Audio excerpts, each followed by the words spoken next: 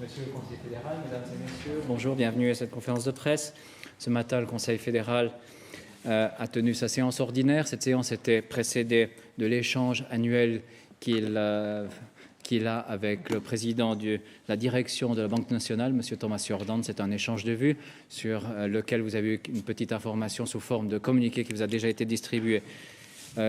Deux communiqués qui vous avaient été encore préannoncés vont venir dans les minutes qui suivent et avec ces deux communiqués, nous aurons conclu toutes les informations que nous devions vous distribuer aujourd'hui.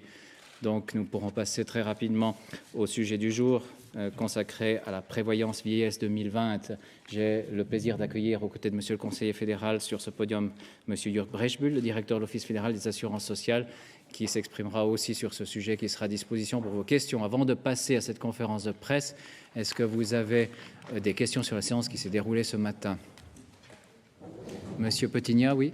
Oui, une question sur la Palestine. Est-ce que le Conseil fédéral a discuté et pris une décision sur la reconnaissance de la Palestine comme État observateur à l'ONU? Oui, il a discuté de ce sujet, il a même arrêté sa position de principe sur cette question-là. Comme vous le savez, par contre, il doit encore consulter les commissions du Parlement. Une commission a déjà pu être consultée hier, celle du National. Il reste à consulter la commission du Conseil des États et donc il rendra sa position publique dès qu'il aura consulté cette commission. Ce sera probablement la semaine prochaine, si mes souvenirs sont bons. Y a-t-il d'autres questions? Oui, Monsieur Gobet. Donc, pour résumer, il décide avant la fin de la consultation. Bien sûr, il doit proposer à la commission une position et voir si les commissions partagent cet avis. Il a toujours l'occasion, bien sûr, de tenir compte de l'avis des commissions lorsque celles-ci se seront exprimées. C'est la raison pour laquelle on ne vous communique pas encore la position aujourd'hui. Y a-t-il d'autres questions? Si ce n'est pas le cas, je vous propose de passer au sujet du jour. Vous avez reçu toutes les informations sur ce sujet. Vous avez eu le communiqué de presse depuis hier déjà. Et nous allons passer donc directement la parole à Monsieur le conseiller fédéral. Merci, Monsieur le vice-chancelier, Monsieur le directeur d'office, Mesdames, Messieurs. Le Conseil fédéral a pris ce matin des décisions importantes pour l'avenir de nos assurances sociales. Il a décidé que la réforme de la prévoyance vieillesse sera menée ces prochaines années dans une vision d'ensemble, avec l'idée d'avoir des solutions qui soient proposées dans le cadre d'un projet prévoyance vieillesse 2020 qui doivent suivre une logique cohérente et équilibrée. Cette approche représente certainement un changement de paradigme, un changement qui se justifie par l'interdépendance des premiers et deuxième piliers.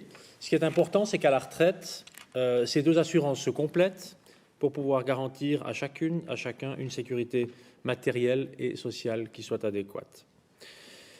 Comme vous le savez, dans le domaine des assurances sociales en général, nous avons d'importants défis à relever. On peut penser également à la politique familiale, à la jeunesse, dans le domaine de la santé ou de la prévoyance vieillesse. Et avec une politique sociale cohérente, le Conseil fédéral entend non seulement garantir des prestations sociales sûres et équitables, mais aussi viser à l'équilibre financier de nos assurances sociales.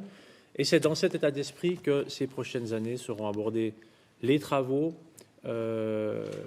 qu'il va falloir réaliser. Alors aujourd'hui, on se concentre tout d'abord sur la prévoyance vieillesse, qui est confrontée à des défis d'ordre démographique, d'ordre économique, qui sont conséquent.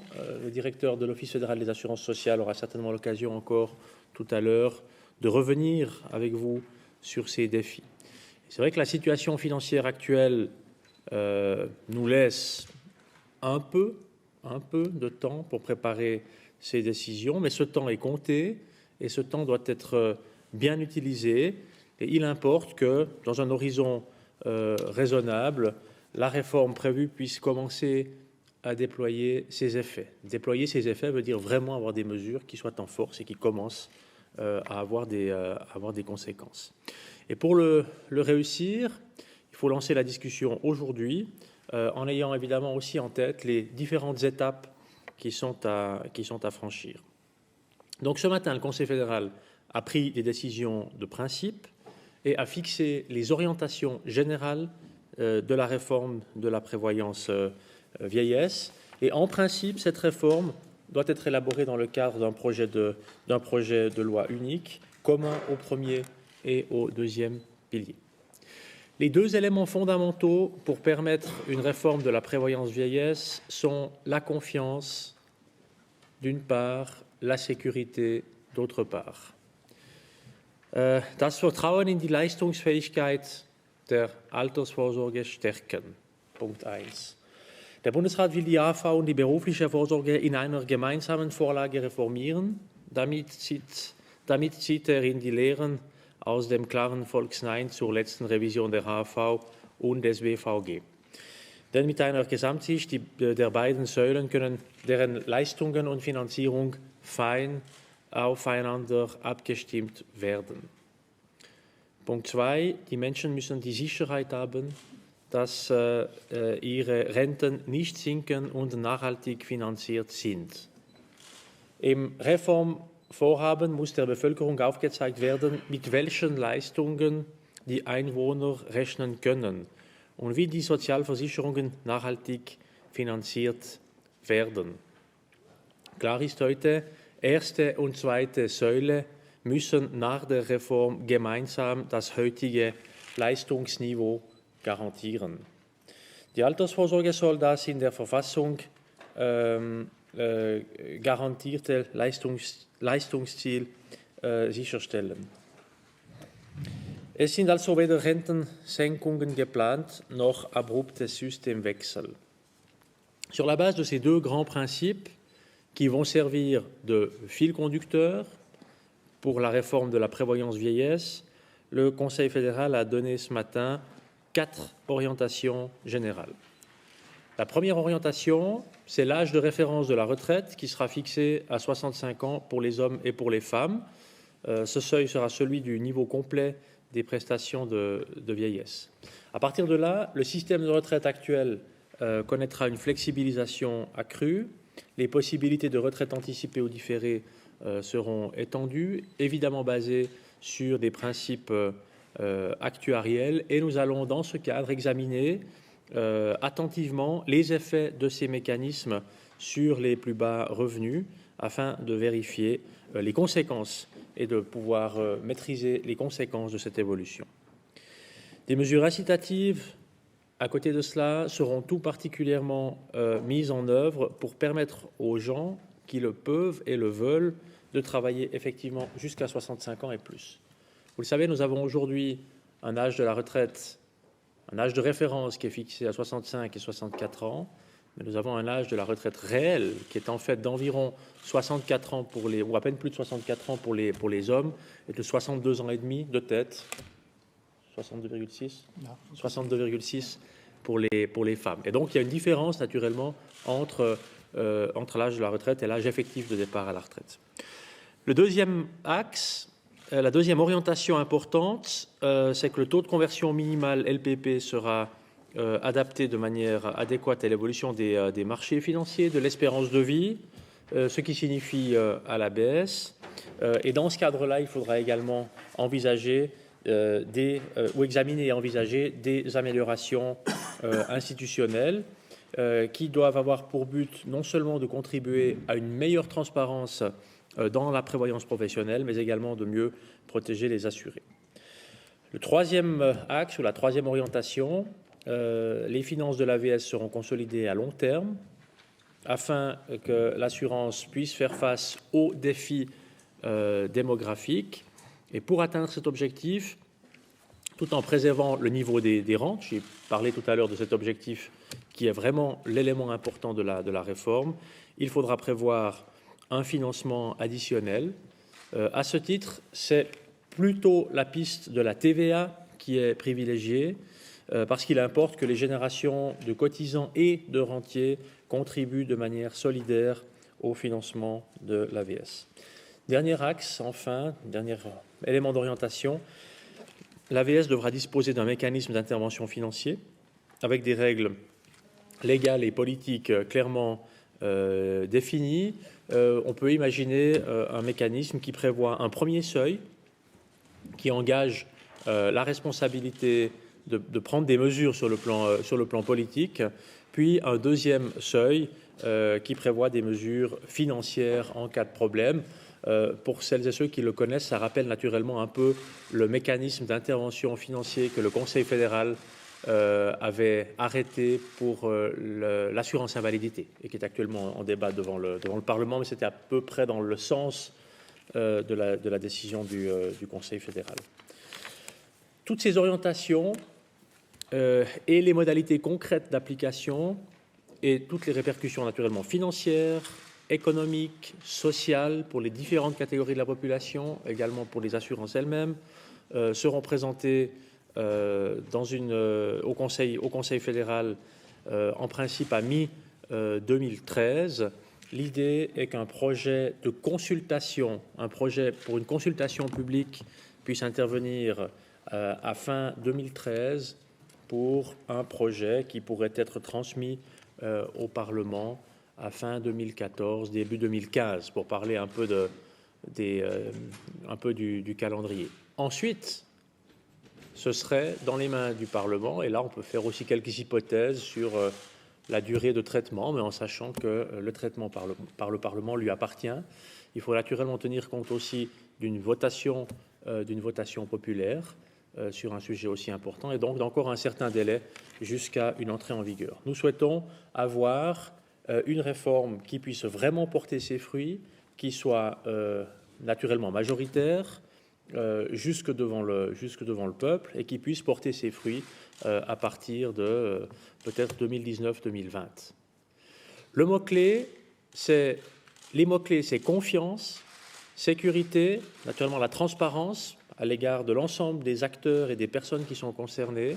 Et puis, l'objectif, c'est de réussir une réforme du premier et du deuxième pilier qui répondent aux défis d'avenir en maintenant le niveau des rentes. Voilà ce que j'avais à vous dire. Merci de votre attention. Merci, Monsieur le Conseil fédéral. Monsieur Brecht-Bül, vous avez la parole. Herr Bundesrat, Herr Vizekanzler, meine sehr verehrten Damen und Herren, Herr Bundesrat Berset hat die demografische Herausforderung unserer Altersvorsorge angesprochen. Und sie besteht in zwei Elementen. Sie besteht einerseits in einer Verlängerung der Lebenserwartung und andererseits in der Veränderung des Verhältnisses von Aktiven und Pensionierten. Die AWA bezahlt heute einer Rentnerin 8 Jahresrenten mehr aus als bei der Gründung 1948 und für jeden Altersrentner sind es 7 Jahresrenten, die mehr ausbezahlt werden. Die Tendenz ist immer noch steigend und gleichzeitig werden in ein paar Jahren überdurchschnittlich große Jahrgänge in Pension gehen. Das Verhältnis von Beitragszahlerinnen zu Rentnerinnen und Rentnern wird sich daher weiter in Richtung der Pensionierten verschieben.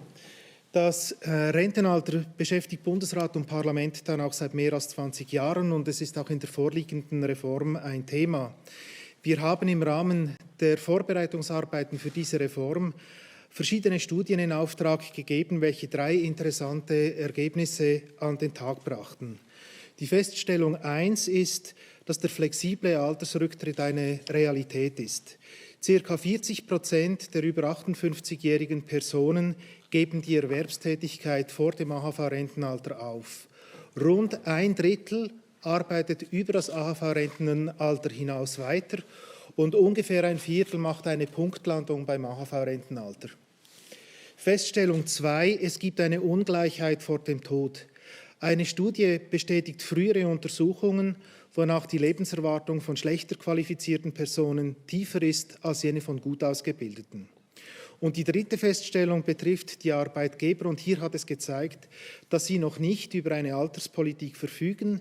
Arbeitgeber sind nach den Ergebnissen der Studie dann bereit, Personen über das 65. Altersjahr hinaus zu beschäftigen, wenn diese besondere Spezialkenntnisse haben oder Fähigkeiten, die dem Unternehmen besonders nützlich sind.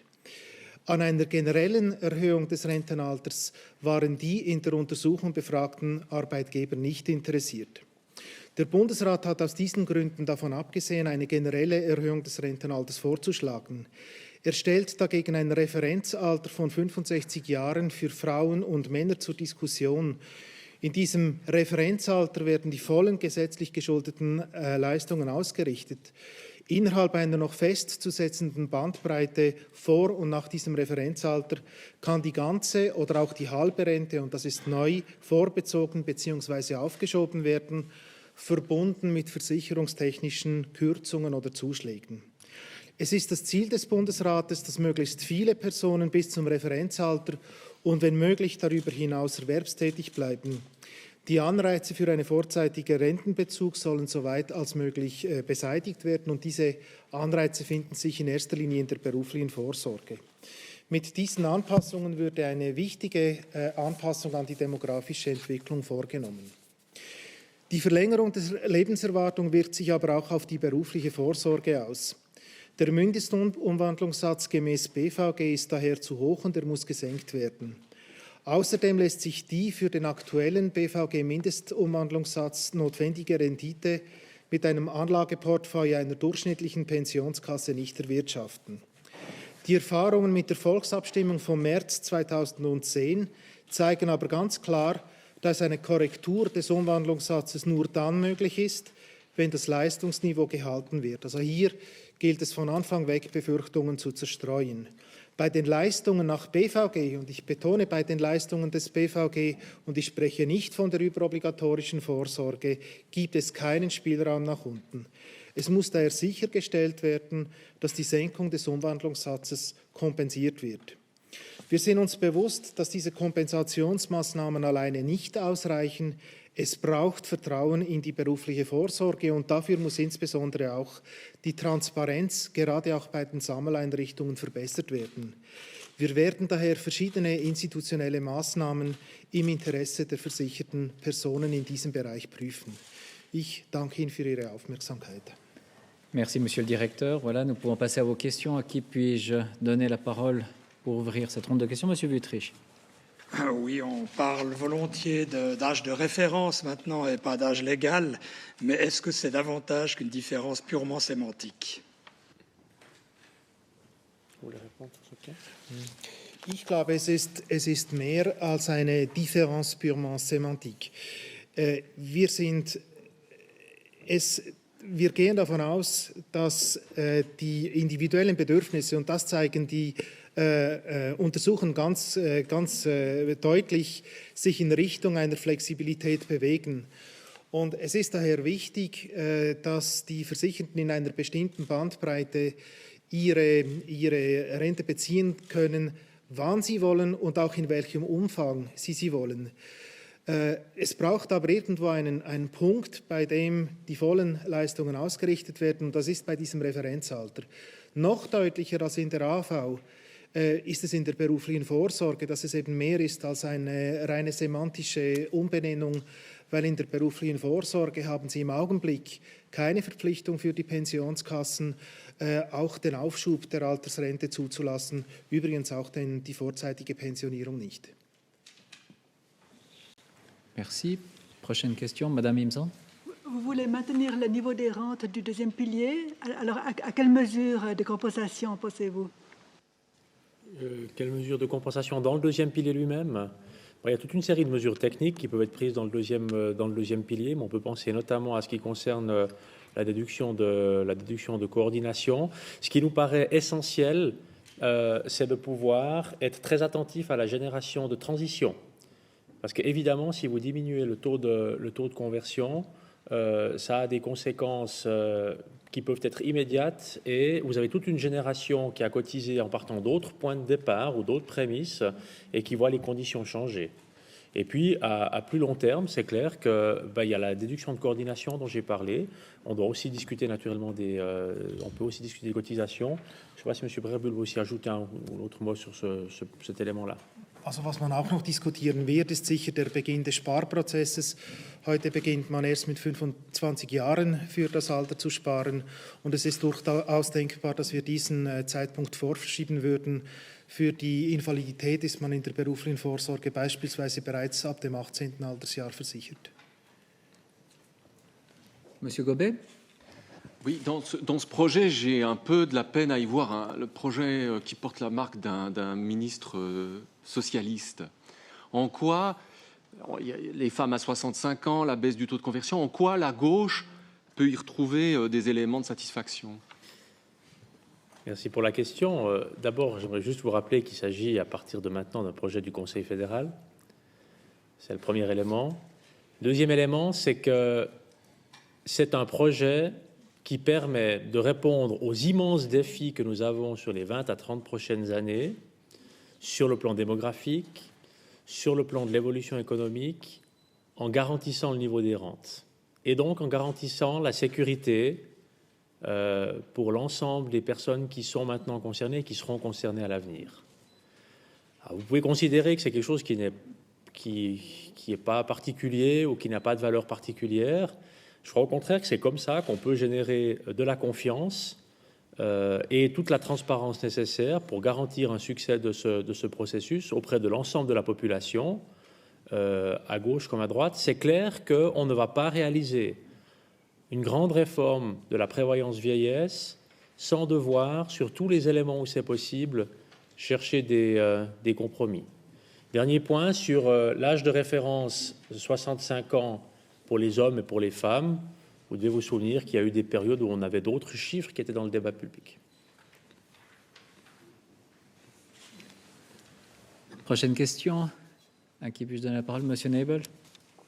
Oui, juste une question de compréhension. Vous parlez d'un mécanisme d'intervention en ce qui concerne l'âge de référence. Alors, s'agit-il d'un mécanisme par lequel l'âge de référence au-delà de 65 ans pourrait être automatiquement adapté, presque sans devoir demander son avis au peuple, simplement sur des bases techniques?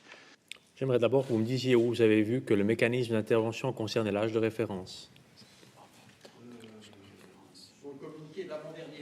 Je ne l'ai pas sous les yeux. Enfin, je peux quand même répondre sans avoir le communiqué sous les yeux pour l'instant. Il n'est pas dans l'idée de mettre dans le mécanisme d'intervention une évolution de l'âge de référence automatique. L'âge de référence serait fixé avec le projet à 65 ans pour les hommes et pour les femmes. Ça s'arrête là. Par contre, si je vois le communiqué... C'est en même temps. Voilà, c'est en même temps. C'est en même temps. Gleichzeitige, je l'ai en allemand ici, désolé, gleichzeitige Unterbreitung der Harmonisierung des Referenzalters und eines Interventionsmechanismus. Donc en même temps, on va apporter l'harmonisation de l'âge de référence et en même temps, on va aussi parler du mécanisme d'intervention, mais qui va plutôt aller dans la direction que j'ai esquissée tout à l'heure, à savoir un mécanisme d'intervention qui, en tout cas vu d'aujourd'hui, pourrait se rapprocher de ce qui a été prévu par le Conseil fédéral pour l'assurance invalidité. Ce mécanisme d'intervention en 2 étapes. Monsieur Häfliger. Eine technische und eine inhaltliche Frage. Die technische ist vorgesehen, dass das alles in eine einzige Botschaft verpackt wird. Und das wäre am Schluss dann auch eine Abstimmungsfrage. Braucht es eine Verfassungsänderung? Können Sie das noch präzisieren? Und die inhaltliche Frage ist, sehe ich richtig, dass die Rentnergeneration außer über eine eventuelle Erhöhung der Mehrwertsteuer gar keinen Beitrag an diese Sanierungsmaßnahmen leistet? Habe ich das richtig verstanden? Ich würde gerne die erste Frage beantworten und Herr Werpel vielleicht die zweite. Es ist ja so, eine Gesamtsicht bedingt auch eine Botschaft und nicht mehrere Botschaften. Das ist absolut so. Diese Gesamtsicht, das ist eine Idee, das zusammenzuführen und immer die Gleichgewichte im Auge vor den Augen zu haben. Nur damit kann man Transparenz, Sicherheit und Vertrauen schaffen, auch für die Leute, die betroffen sind. Es ist noch im Moment offen, ob diese Botschaft muss eine Vorlage oder 2 Vorlagen enthalten. Ich bin aber fest der Meinung, dass man braucht nicht nur eine Gesamtbotschaft, eine Gesamtsicht, aber auch eine Vorlage, um alle diese Interessen abwägen zu können und auch damit eine Mehrheit zu schaffen. Es ist nicht nur eine tiefe Überzeugung, es ist auch, ich glaube, eine Lehre von alle die Versuche von den letzten 15 Jahren, die immer mit Teilen gekommen sind und die nie mehrheitsfähig waren. Diese Frage ist aber noch nicht definitiv nicht definitiv entschieden, aber im Prinzip, es wäre die Idee, das ist sicher eine Botschaft und im Prinzip, es wäre nur auch eine Vorlage, im Prinzip. Wir müssen das aber noch vertiefen, prüfen und definitiv später entscheiden. Für die zweite Frage vielleicht, Herr Bertül. Also eine der wichtigsten Voraussetzungen für das Vertrauen in die Altersvorsorge ist die, dass die Rente, die man einmal erhalten hat, dass man diese Rente behalten kann und dass man nicht damit rechnen muss, dass diese Rente wiederum gekürzt wird. Und in diesem Sinne denken wir natürlich nicht daran, an irgendwelche Rentensenkungen. Und aus diesem Grund ist es auch aus unserer Sicht vorzuziehen, dass die Mehrwertsteuer eingesetzt wird für die Zusatzfinanzierung. Immerhin muss man darauf hinweisen, dass bei der beruflichen Vorsorge ja kein Anspruch mehr besteht auf eine Teuerungsanpassung der Altersrenten seit dem Inkrafttreten des BVG. Und die Renten können nur im Rahmen der finanziellen Möglichkeiten an die Teuerung angepasst werden. Und die Teuerungsindexierung von Altersrenten nach BVG ist etwas, was zurzeit praktisch von keiner Pensionskasse gemacht wird. Von daher leisten natürlich auf lange Sicht auch die Rentner ihren Beitrag an die Gesundung des Rentensystems in der Altersvorsorge. Merci, Monsieur Burkhardt. Die Mehrwertsteuer ist eigentlich die unsozialste Steuer. Also Sie wollen die niedrigen Einkommen entlasten in den Sozialversicherungen und die zahlen dafür ein Leben lang im Arbeitsprozess über die Mehrwertsteuer ihre eigene Entlastung. Ja, wir gehen davon aus, dass es gibt nicht Tausende von Möglichkeiten. Eine Möglichkeit ist, die Zusatzfinanzierung durch die Bundessteuer zu finanzieren. Ich glaube nicht, dass es mehrheitsfähig wäre. Eine zweite Möglichkeit wäre, durch Arbeitnehmerbeiträge zu finanzieren. Aber das hätte als Folge, dass nur ein Teil der Leute das Ganze finanzieren würden. Und die dritte Möglichkeit, das ist eine Finanzierung durch die Mehrwertsteuer.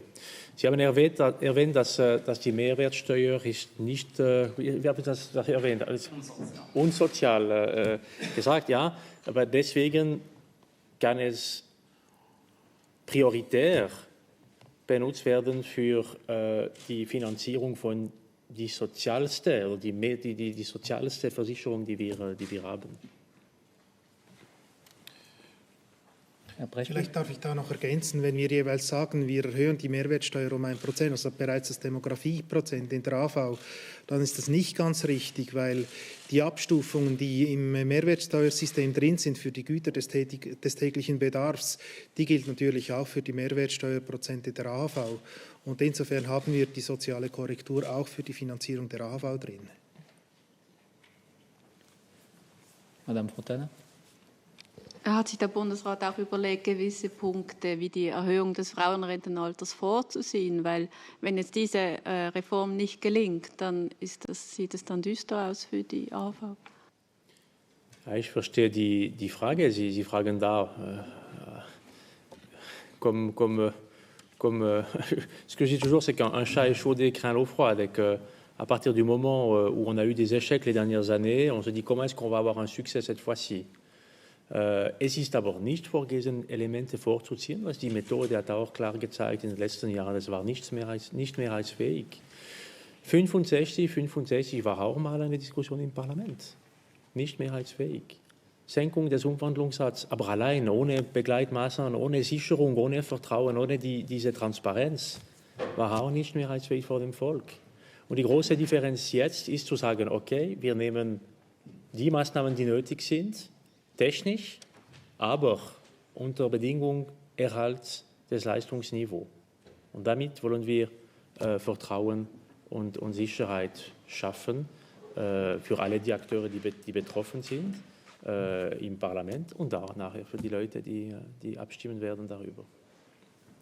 Autre question, Monsieur Brocci. Ja, noch eine Frage zur Senkung des Umwandlungssatzes. Da wird ja schon lange gesagt, er sei zu hoch. Herr Brechbühl hat es jetzt gesagt. Und wenn ich das richtig verstehe, würde das ja dann etwa so 2019, 2020 in Kraft treten. Kommt denn das nicht viel zu spät für das BVG? Ja, es ist sicher machbar. Die Frage ist einfach, dieser Umwandlungssatz ist jetzt im Gesetz geschrieben Und die Frage, die wir uns stellen, ist, wie können wir das mit einer Mehrheit ändern? Und zu früh oder zu spät. Ich meine, man kann auch darüber noch sich einige Gedanken machen. Der Herr würde das auch noch sagen nachher. Aber politisch, die Frage ist, wie kann man eine Mehrheit erreichen, wenn Sie da eine andere Idee hätten? Aber ich glaube, wenn man das gut anschaut und analysiert, die Möglichkeiten sind nicht so viele.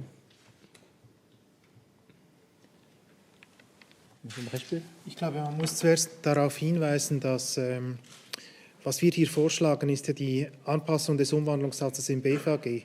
Und die meisten Pensionskassen haben ja überobligatorische Leistungen und sind umhüllende Pensionskassen. Und diese Pensionskassen können bereits heute und haben das auch getan, ihre Umwandlungssätze anpassen an die versicherungstechnischen Gegebenheiten.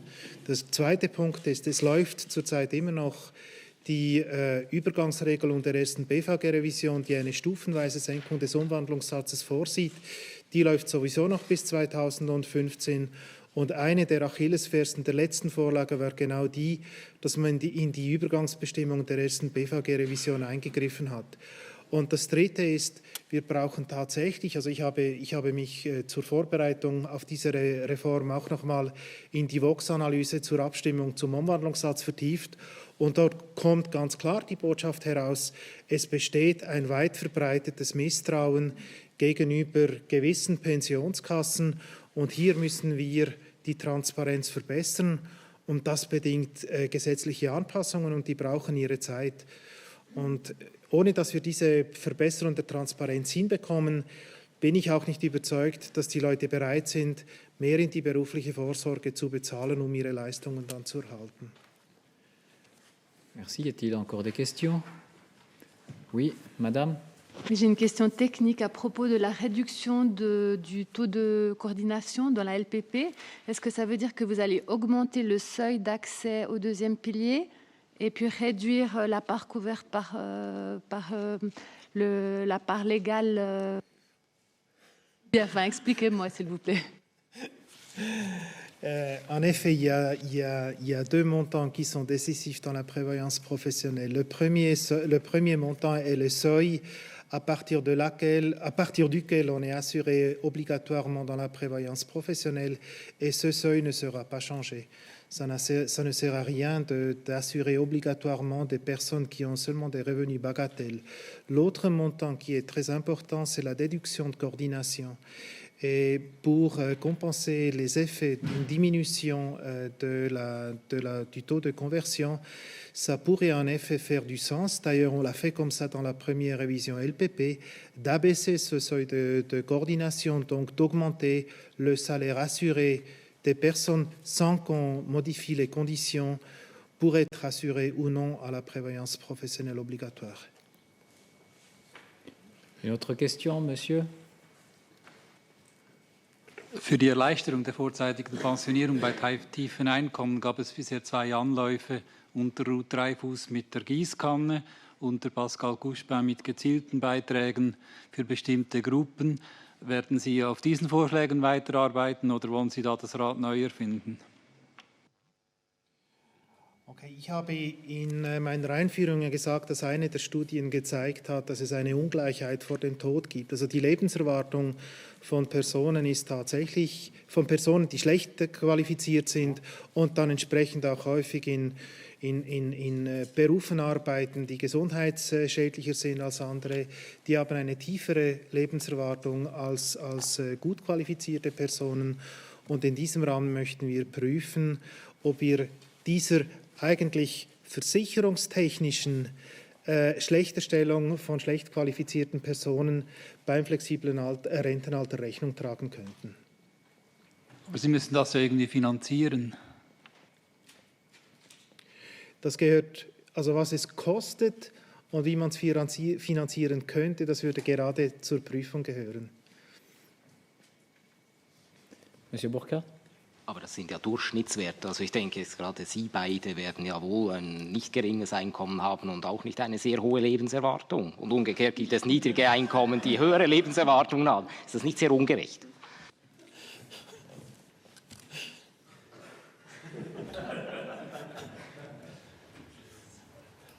was wollen Sie noch mehr wissen? Ich meine, ja, wir haben die Antwort gegeben.